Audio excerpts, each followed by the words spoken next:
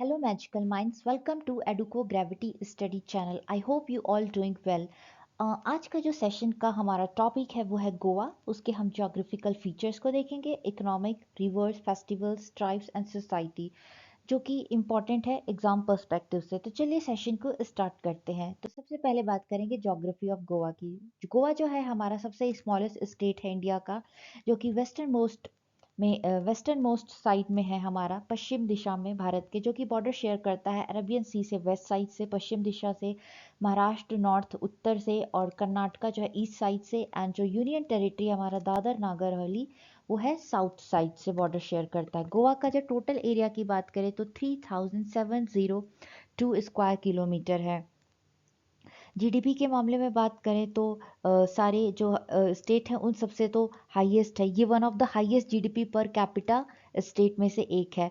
और पॉपुलेशन की बात करें तो फोर्थ स्मॉलेस्ट है, ठीक। और 11th फाइनेंस कमीशन ने गोवा जो है उसको बेस्ट प्लेस का दर्जा दिया है बिकॉज ऑफ इसकी इंफ्रास्ट्रक्चर बहुत अच्छी है, और बेस्ट क्वालिटी ऑफ लाइफ, यानी इवन की जो बेसिक हमारी अमेनिटीज़ है वो गोवा में बहुत अच्छा है, ठीक। और जो थर्ड हाईएस्ट रैंकिंग है इंडियन स्टेट में ह्यूमन डेवलपमेंट इंडेक्स में।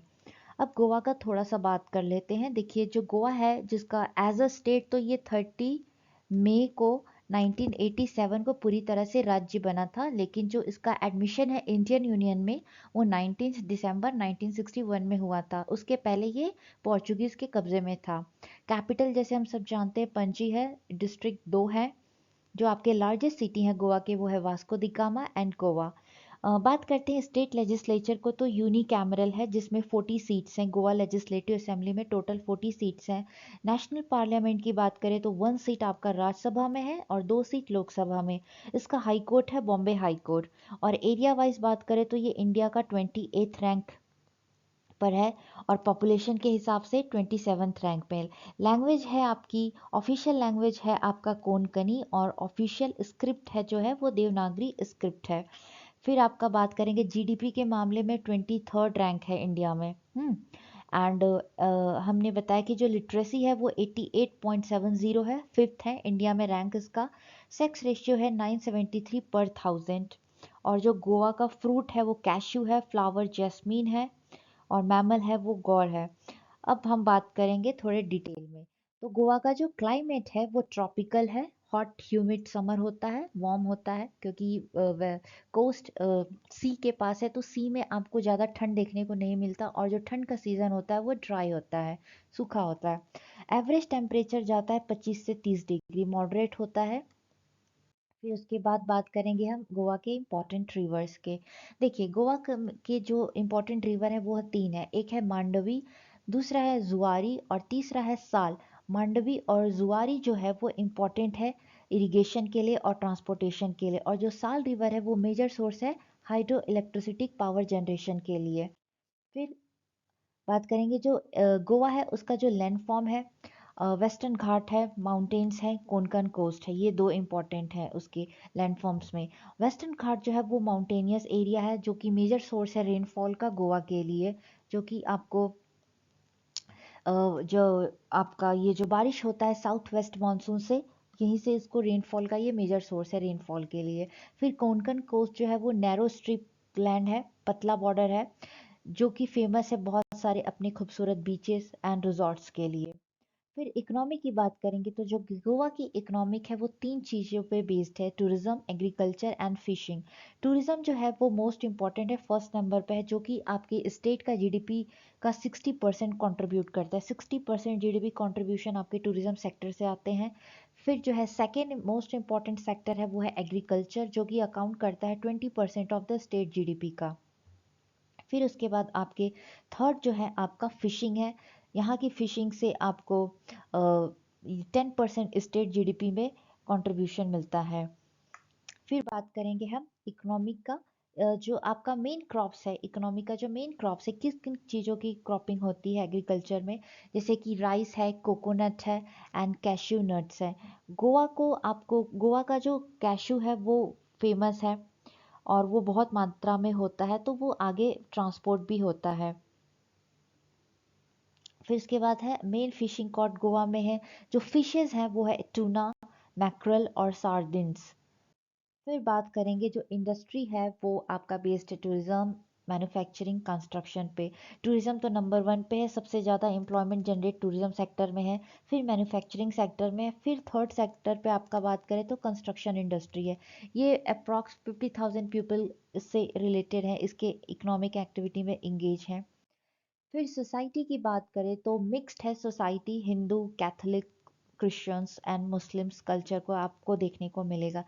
जो मेजॉरिटी है वो हिंदू की है, एंड फिर उसके बाद कैथोलिक्स एंड मुस्लिम्स आते हैं। देखिए, जो आपकी हिंदू पॉपुलेशन है वो दो मेन हिस्सों में डिवाइडेड है। वैसे तो ट्राइब्स में भी हैं और भी हैं, बट जो हिंदू मेन पॉपुलेशन है वो इनकी जो पॉपुलेशन की नंबर है वो ज़्यादा है। ब्राह्मण्स हो गए और क्षत्रियास हो गए। हम सभी को पता है कि ब्राह्मण्स का क्लास प्रीस्टली क्लास में माने जाते हैं, एंड जो आपके क्षत्रियास होते हैं वो वॉरियर क्लास में माने जाते हैं।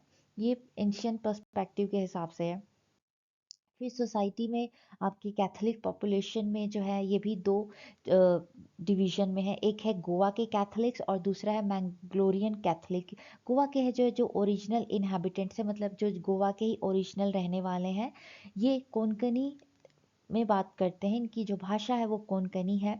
और जो मैंगलोरियन है वो आपको कर्नाटका, क्योंकि बॉर्डर शेयर एकदम बॉर्डर शेयर करता है कर्नाटका से, तो इन लोग जो है वो कन्नड़ भाषा में बात करते हैं। फिर आपकी जो मुस्लिम पॉपुलेशन है ये भी दो ग्रुप में डिवाइडेड है। एक तो है आपके कोंकणी मुस्लिम्स और दूसरे हैं आपके उर्दू मुस्लिम्स। कोंकणी मुस्लिम कोंकणी भाषा में बात करते हैं, ये मेजॉरिटी में है गोवा में। और जो उर्दू मुस्लिम है उर्दू भाषा में बात करते हैं, इनका माइनॉरिटी में आता है। फेस्टिवल्स की बात कर ले, फेस्टिवल्स इंपॉर्टेंट है। गोवा का एक फेस्टिवल है शिग्मो, गणेश चतुर्थी, दिवाली।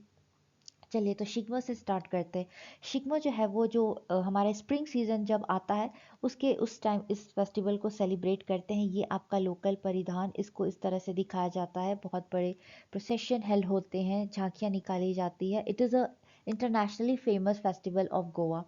एंड ये जो आपका हो स्प्रिंग सीजन फरवरी मार्च के बीच में सेलिब्रेट होता है, जो कि डांसिंग सिंगिंग इसमें इन्वॉल्व होता है। फिर आपका है दूसरा गणेश चतुर्थी। ये आपका सभी को पता है गणेश चतुर्थी वेस्टर्न साइड में कितना अच्छे से किया जाता है। तो ये हिंदू फेस्टिवल है।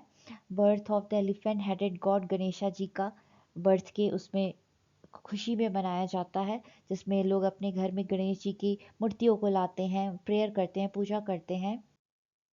फिर बात करेंगे क्रिसमस है। क्रिसमस जो आपका दिसंबर में सेलिब्रेट होता है, जो जीसस क्राइस्ट के बर्थ के लिए फेस्टिवल को सेलिब्रेट किया जाता है। लोग इसमें चर्च जाते हैं, वही गिफ्ट की भी एक्सचेंज करते हैं। दिवाली, दिवाली हिंदुओं का सबसे बड़ा, आप सभी को पता है सबसे बड़ा त्यौहार है, तो ये गोवा का भी मुख्य त्योहारों में से एक है। फिर बात करेंगे गोवा के इम्पोर्टेंट ट्राइब्स में। ट्राइब्स की बात करें तो गौदा ट्राइब है, कुनबी ट्राइब है, वेलिप, सिद्धि, नेकड़ा ट्राइब, वर्ली, वर्ली जो है आपको महाराष्ट्र में भी देखने को मिलते हैं। फिर धोदिया ट्राइब, डबला ट्राइब, गमता और रथवा ट्राइब है। फिर ये जो ट्राइब है ये ओरिजिनल इनहेबिटेंट्स है, गोवा के ही हैं रहने वाले, कहीं बाहर से माइग्रेट होके नहीं आए हैं। ये जाने जाते हैं अपने रिच कल्चर और हेरिटेज के लिए। मोस्ट ऑफ द जो भी हिली एरियाज है इन लोग वहीं पे रहते हैं, और ये अपना इन्वॉल्व है एग्रीकल्चर, कृषि से। कृषि में इनकी इकोनॉमिक एक्टिविटी है, फिशिंग और फॉरेस्ट बेस्ड जो भी ऑक्यूपेशन है उसमें इन लोग इन्वॉल्व रहते हैं। तो ये तो रहा गोवा। गोवा की इंपॉर्टेंट चीज़ें शॉर्ट में था, होप आपको समझ में आया होगा। तो मिलते हैं नेक्स्ट सेक्शन के लिए, तब तक के लिए बाय एंड टेक केयर।